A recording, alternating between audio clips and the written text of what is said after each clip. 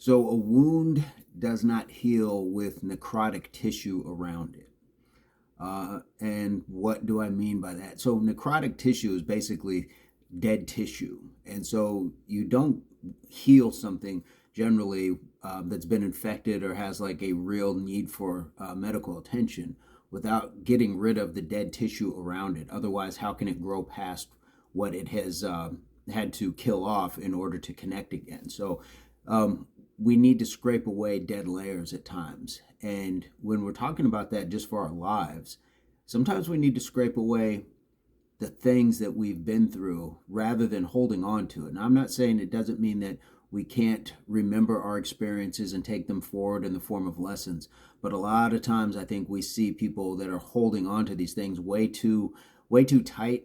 It's almost a grudge, it's almost a badge, it's almost an excuse as to why certain growths and certain things in life haven't transpired beyond that. Now, don't get me wrong, I'm not trying to judge anybody because we all grow and learn on our own path and in our own way, shape, and time. But I think if we're honest with ourselves, sometimes we've done it ourselves, we've stunted our own growth, or we've watched people stunt their own growth by way of saying, well, because of this, because of that. I don't want to come at this like pull yourself up by your bootstraps and you got to be tough. No, we got to reach out for help. We got to look to other people who can identify the infection that we may not see, or they have to treat it in such a way because it's something we can't access ourselves. We can't tap into that.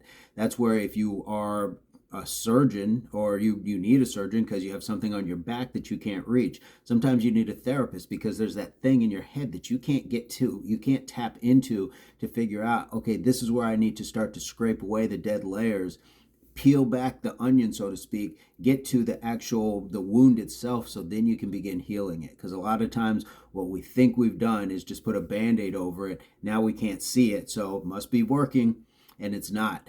And a lot of times that necrosis and things like that, that infection keeps growing, and before you know it, it's like sepsis. It's in our blood. It's actually coursing through us, and this is where we see a lot of people act out and behave in very strange ways, because the same way sepsis or shock or things like that will diminish our level of consciousness, we can do that on a spiritual and emotional level as well. We can shock ourselves into just not feeling things or not having the tools that we need to continue to function in the way we are born and built to in a lot of ways.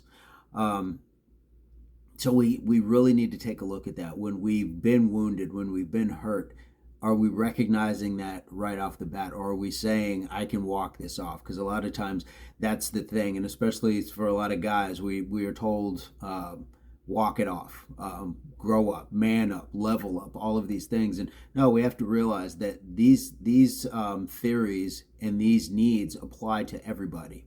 It shouldn't just be women and children who are privy to therapy and things like that. I think each grouping and each person, each demographic, each background, lineage, nationality, all these things may have a different way, a different culture of how you deal with it. And sometimes it's just going to come right down to that individual themselves. But we really do need to recognize when we need to begin a healing process. Recognize the wound, whether it is a physical, whether it's spiritual, emotional, psychological, recognize that. Or trust somebody to say, dude, you're bleeding. Or you look hurt. That had to have hurt. I know what you're going through. And trust the people that will recognize that for you. And then seek help. Seek this sort of help that is going to help that wound heal. One, stop the bleeding. So let's stop the hurt. If you're bleeding, let's get some pressure on it. Let's, tourniquet, depending on how bad it is.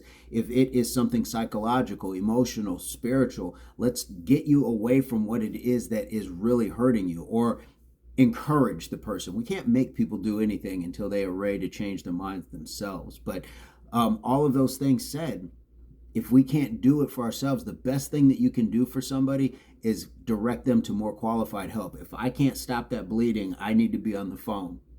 Hey, 911. I got this going on. I'm trying, but it's not working. Same thing. Hey, we might need to get you some help for the psychological, spiritual, emotional, whatever it is, these areas, so then that we can stop the bleeding or stop the hurt and then begin the healing process. But if we let it sit too long, then we are going to have some problems around that: infection, dead skin, things like that, and it makes the healing process really hard to deal with. So what are your thoughts?